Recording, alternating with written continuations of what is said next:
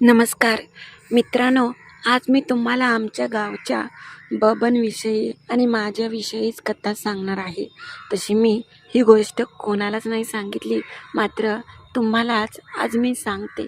झालं असं, आमच्या गावातला बबन काही दिवसांपूर्वीच माझी आणि त्याची ओळख झाली होती.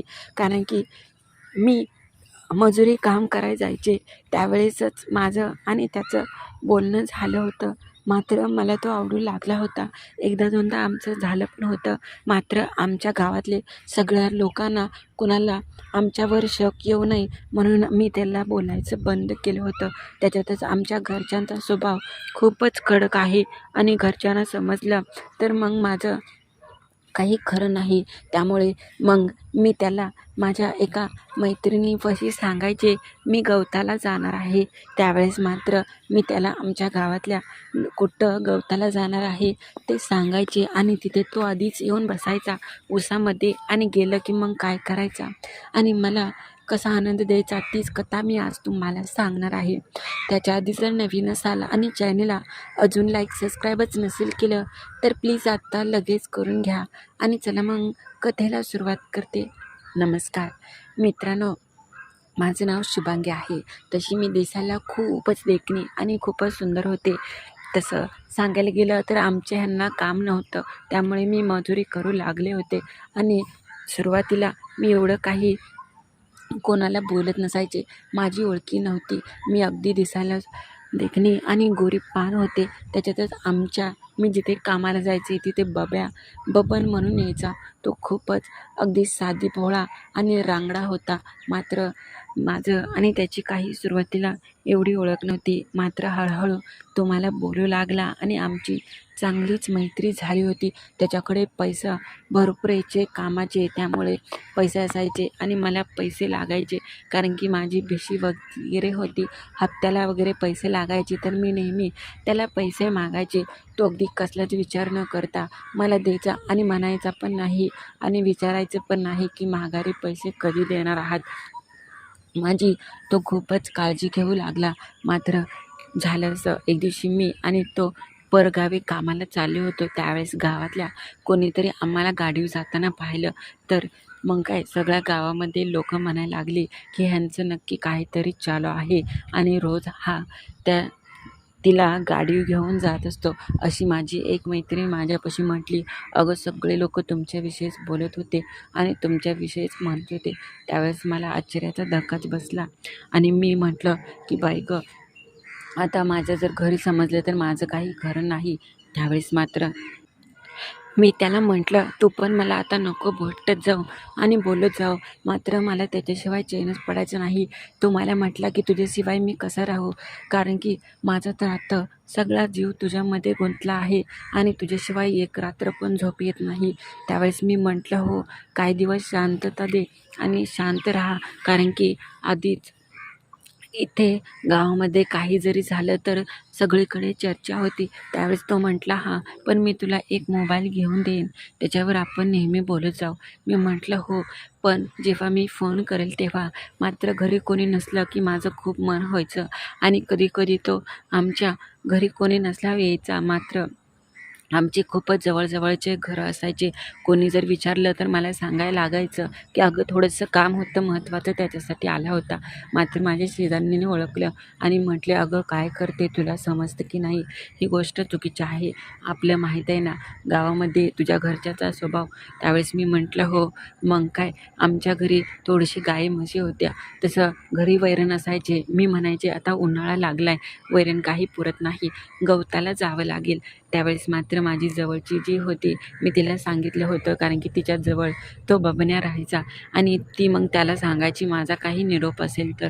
त्यावेळेस मी म्हटलं की मी गवताला जाणार आहे.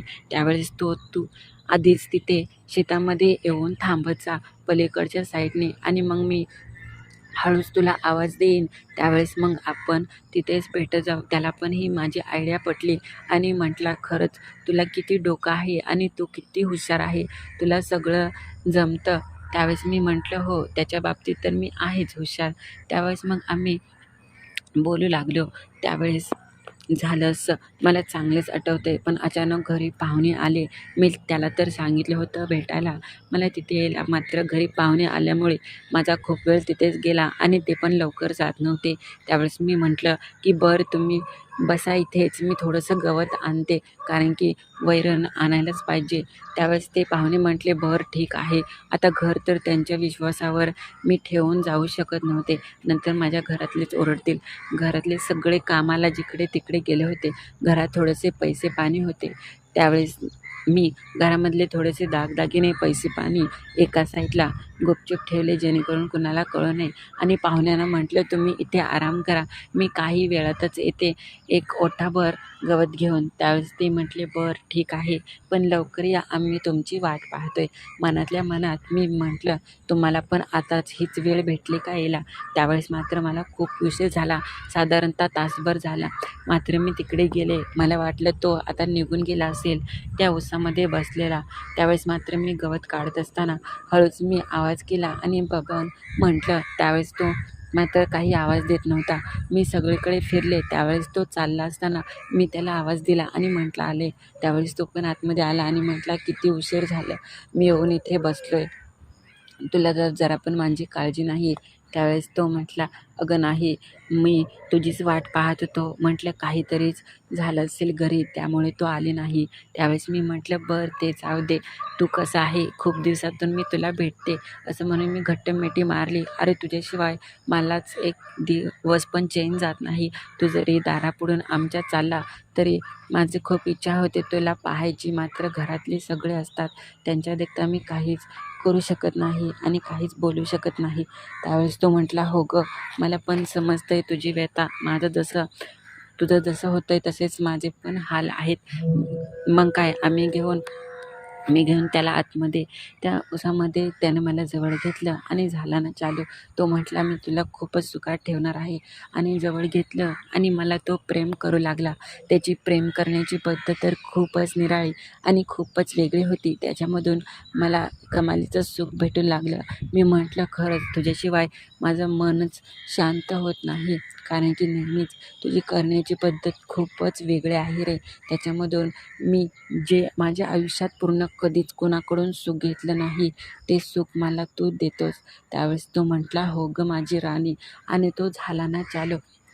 बाई गं, दिवसभर मी त्याच्याजवळ चांगले 2 ते 3 तास होते. मात्र त्याने जे मला सुख देत होता, त्यावेळेस मी मात्र वेडीपिशी झाले आणि "खरंच कमालीचंच आहे तुझी करण्याची पद्धत." असं मी त्याला म्हटले होते. मी त्याच्यात गोरीपान तो मला असं करत असताना त्याने शेवटी 2-3दा मला शांत केलं आणि म्हटला, "बरं आता खूप उशीर जाईल तुला पण आणि मला पण. तू पण जा घरी, नाहीतर कुणाला तरी सकेल." मी म्हटलं, "हो." आणि मी घरी आले. तिथून पुढे रोज मी गवताला म्हणून नेहमीच तिकडे जात असायचे आणि तो मला भेटायला तिथे यायचा. आला की मला चांगलाच आनंद द्यायचा. तर कशी वाटली